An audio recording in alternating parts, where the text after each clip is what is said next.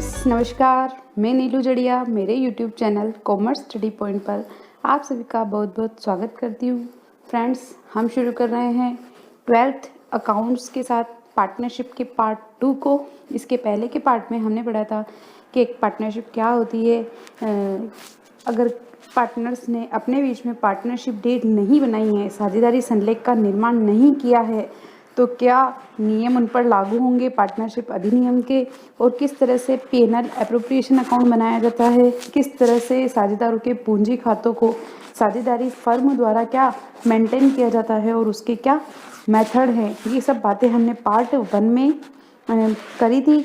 अब हम इससे आगे कंटिन्यू कर रहे हैं कि किस तरह से जो पीएनएल एप्रोप्रिएशन बनाया जाता है उसके अंतर्गत इंटरेस्ट ऑन ड्राइंग की कैलकुलेशन की जाती है। फ्रेंड्स इससे पहले वाले भाग को देखने के लिए आप स्क्रीन पर आई बटन को प्रेस करें और उसके बाद इसे कंटिन्यू करें। तो फ्रेंड्स इंटरेस्ट ऑन ड्राइंग किसी साझेदार द्वारा यानी कि किसी पार्टनर के द्वारा अगर पार्टनरशिप फर्म से कोई ड्राइंग की जाती है, यानी कि कोई विड्रॉल किया जाता है, कोई ड्राइंग की जाती है, तो पार्टनरशिप फर्म उस पार्टनर से उसके द्वारा की जाने वाली उस ड्राइंग पर क्या लिया जाता है, इंटरेस्ट लिया जाता है। तो फ्रेंड्स ये जो इंटरेस्ट है ये एक पार्टनर के लिए क्या है, खर्चा, और पार्टनरशिप फर्म के लिए क्या है, ये इनकम। तो पीएनएल एप्रोप्रिएशन अकाउंट जब अपन बनाते हैं तो by interest on drawing as a firm की इनकम अपन इसको क्या करते हैं, कंसिडर करते हैं। तो ये जो होता है इंटरेस्ट ऑन ड्राइंग, इसकी कैलकुलेशन कैसे की जाती है। फ्रेंड्स कुछ डिफरेंट मेथड दिए गए हैं जिसके अनुसार अपन क्या करते हैं, इंटरेस्ट ऑन ड्राइंग की कैलकुलेशन को करते हैं। तो इसमें पहले बताया गया है कि अगर किसी पार्टनर के द्वारा अनइक्वल राशि विड्रॉल की गई है, यानी कि असमान राशि का आहरण किया गया है, आपकी कोई राशि फिक्स नहीं थी, बस ठीक है, हाँ कभी आपने वित्तीय वर्ष में पूरे फाइनेंशियल ईयर में कभी भी कुछ राशि का क्या कर लिया, आहरण कर लिया, और वो राशि क्या थी, असमान थी। तो उस तरह से अगर आपका विड्रॉल किया गया है, आपने ड्राइंग की है, तो उसकी ब्याज की गणना 2 तरह से की जाती है। उसमें जो पहला है वह है सरल विधि और दूसरा है गुणनफल विधि। अब सरल विधि में तो क्या होता है, जितने अमाउंट का आपने क्या किया है, ड्राइंग की है, और आपको रेट ऑफ इंटरेस्ट जो दे रखी है, और आपने वो आहरण जितने समय के लिए, जितने पीरियड के लिए आपने उस राशि को क्या किया है, यूज़ किया है, उसका आपको क्या देना पड़ेगा, इंटरेस्ट देना पड़ेगा। तो क्या फॉर्मूला हो जाएगा कि amount of drawing multiplied by rate of interest multiplied by number of period, यानी कि अगर आपने मंथ में यूज़ किया है तो number of month divide by 12 करेंगे, और यदि आपने डेज में कैलकुलेशन की है तो number of days divide by 365, और 360 एज द केस में भी जो भी आपके क्वेश्चन में दिया गया है, क्या करेंगे, इस तरह से अपन ब्याज की गणना को करेंगे। फ्रेंड्स इसका एक दूसरा मेथड भी है। अगर आपने अनइक्वल अमाउंट का क्या किया है, ड्राइंग की है, और आपको इंटरेस्ट की कैलकुलेशन करनी है, तो इसका जो दूसरा मेथड है वो होता है गुणनफल विधि, यानी कि प्रोडक्ट मेथड। इस मेथड में कैसे की जाती है इंटरेस्ट की कैलकुलेशन, आपको सबसे पहले टोटल प्रोडक्ट कैलकुलेट करना होता है, और उस टोटल प्रोडक्ट को रेट ऑफ इंटरेस्ट से मल्टीप्लाइड करके उसके अंदर डिवाइड कर देते हैं अपन 100 और मल्टीप्लाइड बाय 12 और 365। 12 करेंगे इफ अगर आपको पीरियड किसमें मंथ में दिया है, और करेंगे 365 अगर आपको क्या दिए ही, डेज की कैलकुलेशन दी है। तो वो अपन टोटल प्रोडक्ट कैसे निकालेंगे। फ्रेंड्स आपको इस तरह से कुछ एक टेबल बनानी होगी जिसमें आपको सबसे पहले लिखना पड़ेगा डेट ऑफ ड्राइंग, ठीक है, कि आपने किस राशि को क्या किया था, ड्राइंग किया था। फिर उसके बाद लिखना है आपको अमाउंट, कि आपने कितनी राशि का, कितने अमाउंट की ड्राइंग की। फिर आपको लिखना है पीरियड, यानी कि जिस दिन आपने विड्रॉल किया, ड्राइंग की थी, से लेके फाइनेंशियल ईयर एंड होने तक। जैसे आपने 1 अक्टूबर को विड्रॉल किया था, और आपके जो फाइनेंशियल स्टेटमेंट है वो कब 31 मार्च को ख़त्म होते हैं, तो कितने महीने के लिए राशि यूज़ किया आपने, 6 मंथ के लिए। तो पीरियड में क्या आ जाएगा, 6। फिर आपको सिंपली मल्टीप्लाई करना है अमाउंट को पीरियड से। इस तरह से आपके पास क्या आएगा, प्रोडक्ट। तो आपने जितना भी अमाउंट, जितनी भी बार ड्राइंग किया है, उसकी ऐसे टेबल बनाएंगे। फिर उस टोटल प्रोडक्ट को लेकर क्या करेंगे, ये फॉर्मूला लगाएंगे, तो अपने पास क्या आ जाएगा, इंटरेस्ट ऑन ड्राइंग। और ये जो राशि अपने को ज्ञात होगी, जो राशि अपन कैलकुलेट करेंगे, इस कैलकुलेट की हुई राशि को अपन पीएनएल एप्रोप्रिएशन अकाउंट में क्या करेंगे, लिख के देंगे। फ्रेंड्स ये तो था जब आपने क्या किया, असमान राशि का आहरण, यानी कि आपने अनइक्वल अमाउंट को ड्राइंग किया। फिर इस दूसरे अगर आपको ऐसा बता दें कि हर पार्टनर जो है वो पार्टनरशिप फर्म से इक्वल अमाउंट इक्वल टाइम पे क्या करेगा, विड्रॉल करेगा या ड्रॉइंग करेगा, यानी कि समान राशि आहरण की गई हो नियमित अंतराल पर। यानी वो आपको बोल देगा कि पर मंथ कर रहा है, पर क्वार्टर कर रहा है, महीने के एंड में कर रहा है, फर्स्ट में कर रहा है, मिड में कर रहा है, क्या कर रखा है आपको दे रखा है। जैसे कि कोई पार्टनर है और वो 1000 रुपये पर माह क्या करेगा, ड्राइंग करेगा। ठीक है, ये सब आपको पहले से ही क्वेश्चन में दे रखा होगा। जब ऐसी सिचुएशन आती है तो इंटरेस्ट ऑन ड्राइंग की कैलकुलेशन को कैसे करेंगे, तो उसका अपन देखते हैं कि जब पार्टनर ने क्या किया हो, इक्वल अमाउंट का इक्वल टाइम ड्यूरेशन पे क्या किया, ड्राइंग किया हो।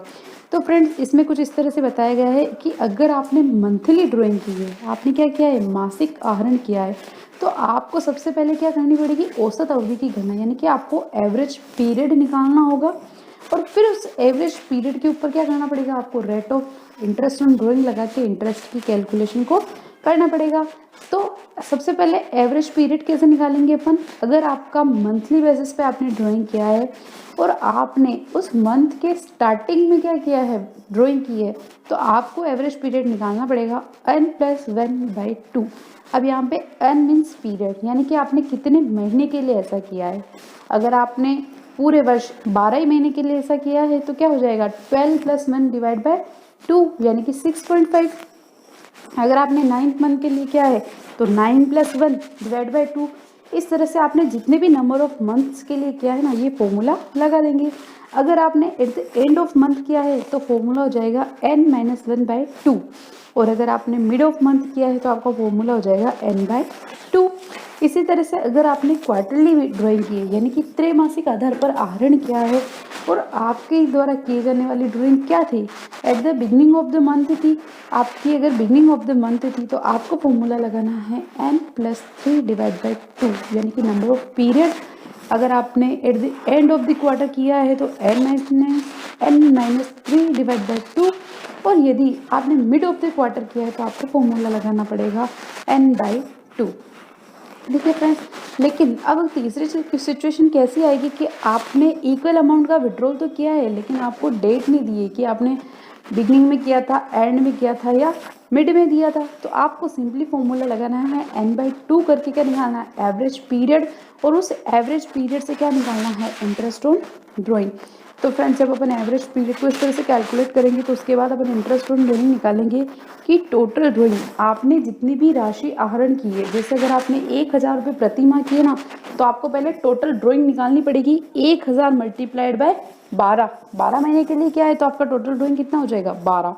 फिर उसके बाद आपको जो रेट दे रखी होगी, rate of interest on drawing question में, उसको लेंगे, उसको मल्टीप्लाइड करेंगे एवरेज पीरियड से, जिसकी कैलकुलेशन ये भी अपन ने ऊपर जो सीखी थी, n+1/2 या n-1/2 या n/2 एज द केस में भी जो भी सिचुएशन होती है, उसको डिवाइड करेंगे 100 × 12, 100 रेट के लिए और 12 मंथ्स, ठीक है, मंथ्स का डिवाइड करेंगे। तो इस तरह से अपने पास क्या जाएगा, इंटरेस्ट ऑन ड्राइंग। फ्रेंड्स अगली बात करते हैं कि P&L एप्रोप्रिएशन अकाउंट में सबसे पहले अपना आता है, आपको अगर अपन डेबिट साइड की बात करते हैं तो आता है इंटरेस्ट ऑन कैपिटल, उसकी कैलकुलेशन को अपने करना सीखा। फिर उसके बाद आता है उसमें अगर आपने पार्टनर को क्या दिया हो, कोई सैलरी, कमीशन, रिम्यूनरेशन, तो उसको लिखेंगे। फिर उसके बाद उसमें एक पॉइंट और आता है कि ट्रांसफ़र टू रिजर्व, यानी कि अगर आपने किसी अपने लाभों को किसी रिजर्व में ट्रांसफ़र किया है तो वह राशि भी कहाँ आएगी, P&L एप्रोप्रिएशन अकाउंट में। तो इसके बाय साइड में सिंपली आ जाएगा, अगर आपने P&L अकाउंट का क्या किया है, प्रॉफिट ट्रांसफ़र किया है तो बाय P&L आ जाएगा। आपने अपने पार्टनर से इंटरेस्ट ऑन ड्राइंग लिया है तो क्या आ जाएगा, बाय इंटरेस्ट ऑन ड्राइंग। फिर बैलेंस निकाल के जो अमाउंट होगा वो किसको कर देंगे, पार्टनर कैपिटल या करेंट अकाउंट में क्या कर देंगे, ट्रांसफ़र कर देंगे। लेकिन यहाँ पे ध्यान देने वाली दो बात है कि जो हमेशा क्वेश्चन में कंफ्यूज करती है कि अगर आपको क्वेश्चन में इंटरेस्ट ऑन लोन दिया है, अगर आपके किसी पार्टनर ने आपकी पार्टनरशिप फर्म को कोई लोन दिया है और उस लोन पर अगर आपको इंटरेस्ट की कैलकुलेशन करनी है तो फ्रेंड्स वो interest on loan P&L appropriation account में कंसिडर नहीं किया जाता है, वह पार्टनरशिप फर्म का एक्सपेंस है तो उसे P&L अकाउंट में चार्ज करते हैं। यदि किसी क्वेश्चन में आपके P&L अकाउंट के बैलेंस को इससे एडजस्ट किया गया है तो आपको पहले उसका एडजस्टमेंट बनाना होगा और फिर उस अमाउंट को क्या करना पड़ेगा, P&L एप्रोप्रिएशन अकाउंट में लिखना होगा। और अगर आपको इंटरेस्ट ऑन लोन की रेट ऑफ इंटरेस्ट नहीं ली गई है तो एज पर पार्टनरशिप एक्ट आपको क्या करना है, 6% पर एनम के हिसाब से पार्टनर को क्या देना पड़ेगा, इंटरेस्ट देना पड़ेगा। तो फ्रेंड्स ये देखो क्या बोल रहा है कि साझेदारों को उनके द्वारा दिए गए ऋण का ब्याज पीएनएल एप्रोप्रिएशन अकाउंट में नहीं लिखा जाता है। ब्याज की यह राशि पीएनएल अकाउंट से चार्ज की जाती है और ब्याज की दर ना देने पर अधिनियम के अनुसार 6% की दर से क्या है, ब्याज देय है। तो आपको अगर दिया है क्वेश्चन में ऐसा कि साझेदारों को उनके द्वारा दिए गए लोन पर ब्याज की राशि है और वह पीएनएल खाते से समायोजित नहीं की गई है, तो पहले आपको वो राशि क्या करनी पड़ेगी, पीएनएल खाते से समायोजित करनी पड़ेगी। उसके बाद जो बैलेंस बचेगा उसको ये अपन कहाँ ट्रांसफर करेंगे, पीएनएल एप्रोप्रिएशन अकाउंट में। फ्रेंड्स अगला जो कंफ्यूजिंग पॉइंट होता है वह है किराया, यानी कि आप किसी पार्टनर का कोई स्पेस यूज़ करते हैं। अगर आप माना कि आपकी पार्टनरशिप फर्म का जो ऑफिस है वो कहाँ है, किसी पार्टनर का पर्सनल है और आपने उसको रेंट पे ले रखा है और आप उस पार्टनर को उस स्पेस को यूज़ करने का रेंट देते हैं, पेमेंट करते हैं रेंट का, तो वो रेंट भी आपके बिजनेस का, पार्टनरशिप फर्म का एक्सपेंस है, तो वो कहाँ आएगा, पीएनएल अकाउंट में आएगा। पीएनएल एप्रोप्रिएशन अकाउंट में उसे नहीं लिखा जाएगा। तो जब क्वेश्चन में ऐसा कुछ कंफ्यूजिंग पॉइंट दिया हो कि आपने पार्टनर को इंटरेस्ट ऑन लोन दिया है और कोई रेंट का पेमेंट किया है, तो वो क्या होगा, पीएनएल अकाउंट से चार्ज होगा, उसको पीएनएल एप्रोप्रिएशन अकाउंट में कंसिडर नहीं करेंगे। और जो पीएनएल अकाउंट का बैलेंस अपन लेके आएंगे पीएनएल एप्रोप्रिएशन अकाउंट में, उसको क्या करेंगे, पहले ये एडजस्टमेंट उसका पूरा करेंगे, फिर बचा हुआ बैलेंस ही कहाँ आएगा, पीएनएल एप्रोप्रिएशन अकाउंट में। फ्रेंड्स ये तो थी पीएनएल एप्रोप्रिएशन अकाउंट की बात की, किस तरह से बनाया जाता है, इसमें किस किस को कंसिडर करते हैं। फिर उसके बाद है कि आपने साझेदारी फर्म है आपकी, आपने सारे अकाउंट वगैरह मेंटेन कर लिए, बना लिए, लेकिन ऐसा कुछ हुआ कि कोई चीज़ लिखने से रह गई या कोई गलती हो गई और आपने पार्टनरशिप अकाउंट को क्या कर दिया था, क्लोज कर दिया था, और उसके बाद आपको पता चला कि कुछ लिखना रह गया था, तो अपन क्या करेंगे, उसमें समायोजन करेंगे, एडजस्टमेंट करेंगे। तो ये जो समायोजन है ये क्या है, दो तरह से किया जाता है। एक तो किया जाता है कि आप एक ही एंट्री पास कर दो, सिंगल एंट्री एडजस्टमेंट कर दो, या फिर आप क्या करो, फिर से पीएनएल एप्रोप्रिएशन खाता को खोलो, उसमें जो भी करनी है एंट्री वो करो, फिर उसका बैलेंस निकालो, उसको पार्टनर्स को क्या करो, डिस्ट्रीब्यूट करो। तो जब अपन सिंगल एंट्री के द्वारा एडजस्टमेंट करेंगे, एकल प्रविष्टि द्वारा समायोजन करेंगे, तो उसमें एक ही एंट्री करनी है कि gaining partner account debit to sacrifice partner account, यानी कि आपके द्वारा की गई गलती से जो नेट इफेक्ट आ रहा है कि मतलब किसी साझेदार को पैसा ज़्यादा चला गया होगा और किसी को क्या गया होगा, कम होगा, तो जिस साझेदार के पास ज़्यादा गया पैसा है ना, वो किसको दे देगा, कम वाले साझेदार को, और आप एक ही एंट्री पास करके क्या कर दोगे, इसका एडजस्टमेंट कर देंगे। फिर अगर ऐसा नहीं है तो दूसरा मेथड लाभ हानि समायोजन खाता खोल कर करेंगे। तो लाभ हानि समायोजन खाते में अगर आपने interest on capital, salary, commission कुछ लिखना छूट गया है तो क्या कर देंगे, PNL adjustment account debit to partners capital या करेंट अकाउंट, जिस भी मेथड से आपने अकाउंट मेंटेन कर रखे हैं। अगर आपने इंटरेस्ट ऑन ड्राइंग लेना छूट गया था तो वही partners capital account debit to PNL adjustment. और ये सब लिखने के बाद अपने को पीएनएल एडजस्टमेंट अकाउंट का क्या निकालना पड़ेगा, बैलेंस। अगर आपका बैलेंस प्रॉफिट आता है तो भी अपन क्या करेंगे, साझेदारों को बांट देंगे, और लॉस आता है तो भी क्या कर देंगे, साझेदारों को बांट देंगे। फिर इस तरह से ये क्या हो जाएगा, एडजस्टमेंट। उसके बाद फ्रेंड्स इसमें अगला जो पॉइंट है वह है साझेदारों को लाभ का आश्वासन या गारंटी, यानी कि कोई साझेदार आपकी फर्म में पूंजी लगाता है, आपकी फर्म में काम करता है, तो उसको फर्म या साझेदार अपनी श्योरिटी, गारंटी चाहता है कि मैं काम करूंगा लेकिन बदले में मुझे क्या, अगर लाभ नहीं हुआ तो मेरी पूंजी का ब्याज व्यर्थ है या मेरे द्वारा किया गया कार्य क्या है, बेकार है, तो वह अपने लिए क्या चाहता है, गारंटी चाहता है कि मेरे को इतनी तो क्या मिले, श्योरिटी मिले कि इतना पैसा तो मैं कमाऊं ही कमाऊं। तो फ्रेंड्स इस तरह की जो सिचुएशन है वो 4 भागों में बांटी गई है। उसमें पहला जो बोला है वह है कि फर्म या सभी साझेदार द्वारा गारंटी। आपकी फर्म में अगर किसी साझेदार को फर्म ने, पार्टनरशिप फर्म ने अगर किसी पार्टनर को गारंटी दे रखी है तो जितनी राशि का अमाउंट उसको गारंटेड किया गया है उतना उसको हमेशा मिलेगा ही मिलेगा, चाहे फर्म को लॉस हो या उतने प्रॉफिट ना हो, फिर भी उसको क्या मिलेगा, उतना परसेंट तो मिलेगा ही मिलेगा। तो फ्रेंड्स इसमें 3 कंडीशन आएगी कि आपको ठीक है, आपके पास काफ़ी सारे लाभ है, पर्याप्त लाभ है, तो आप अपने लाभ विभाजन अनुपात में लाभों का बंटवारा कर दो और अपना अपना हिस्सा सभी साझेदार को दे दो। ठीक है। लेकिन अगर ऐसी सिचुएशन है कि प्रॉफिट कम है तो क्या होगा, सबसे पहले जो गारंटी प्राप्त पार्टनर है उसको उसका पूरा गारंटी वाला अमाउंट दे देंगे। फिर जो बैलेंस बचेगा उसको बचे हुए पार्टनर क्या कर लेंगे, बांट लेंगे। और अगर हानि है यानी कि आपके पीएनएल अकाउंट का डेबिट बैलेंस है, आपके पास प्रॉफिट नहीं है, लेकिन फिर भी आपको क्या करना पड़ेगा, गारंटी वाले साझेदार को पेमेंट करना पड़ेगा।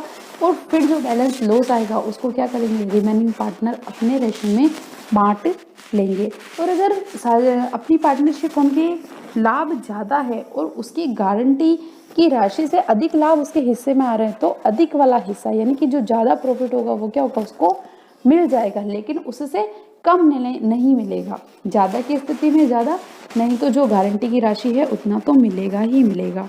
फिर इसमें जो दूसरा पॉइंट है वो बोल रहा है साझेदार द्वारा गारंटी, यानी कि कोई पार्टनरशिप फर्म है उसमें साझेदार हैं, माना कि 3 साझेदार हैं, ए, बी और सी। तो ए ने सी को गारंटी दे रखी है कि भाई जो हमारी फर्म में हमारी फर्म में कैपिटल इन्वेस्ट कर काम कर, तेरे को मैं गारंटी देता हूँ कि इतना पैसा तो मैं दूंगा ही दूंगा। तो क्या करेंगे अपन कि सबसे पहले जो पार्टनरशिप फर्म का प्रॉफिट होगा उसको सभी पार्टनर के बीच में बांट लेंगे उनके रेशो के अकॉर्डिंग।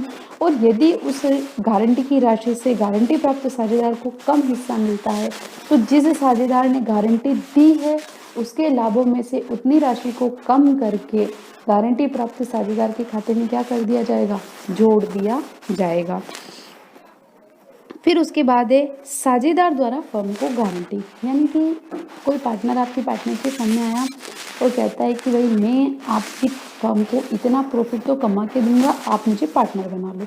अगर ऐसी कोई सिचुएशन आती है और अगर ऐसा वो उसके टारगेट को पूरा नहीं कर पाता है तो एज ए पार्टनर उसे अपनी पार्टनरशिप फर्म को उतने प्रॉफिट के लिए क्या करना पड़ेगा, पेमेंट करना पड़ेगा।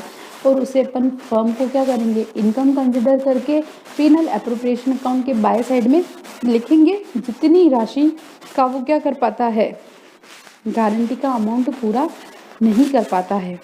फिर उसके बाद अगला जो पॉइंट है वह है साझेदार द्वारा फर्म को और फर्म द्वारा साझेदार को एक साझे गारंटी। तो जब इस तरह की सिचुएशन होती है तो अगर साझेदार ने लाभों के लिए कोई गारंटी दी थी और वो पूरी नहीं हो पाई तो पहले क्या कर देंगे, बाय साइड में उसकी गारंटी जो रहेगी बैलेंस अमाउंट उसको लिख लेंगे। फिर जो प्रॉफिट आएगा उसको क्या करेंगे, साझेदारों के मध्य बांटेंगे। और अगर उसका हिस्सा कम आता है तो उसके हिस्से को पूरा देकर बचे हुए साझेदारों में बचा हुआ अमाउंट क्या हो जाएगा, डिस्ट्रीब्यूट कर दिया जाएगा। तो फ्रेंड्स ये था सबसे पहला चैप्टर इंट्रोडक्शन ऑफ पार्टनरशिप, जिसमें अपन ने PNL appropriation account banana, interest on capital की कैलकुलेशन, इंटरेस्ट ऑन ड्राइंग की कैलकुलेशन, किस मेथड से पार्टनर्स के अकाउंट मेंटेन किए जाते हैं, और ये समायोजन कि अगर साझेदारी फर्म के अकाउंट्स बंद हो जाते हैं तो किस तरह से क्या किया जाता है, समायोजन किया जाता है, और किस तरह से एक पार्टनर को पार्टनरशिप फर्म के द्वारा क्या दी जाती है, गारंटी। ये सब पढ़ा। तो फ्रेंड्स आपको मेरा ये वीडियो कैसा लगा, यदि आप मेरे इस वीडियो को पसंद करते हैं तो प्लीज़ इसे लाइक करें, सब्सक्राइब करें और अपने फ्रेंड्स के साथ शेयर ज़रूर कर दें। मिलते हैं आने वाले भागों में, तब तक के लिए bye bye friends, thank you.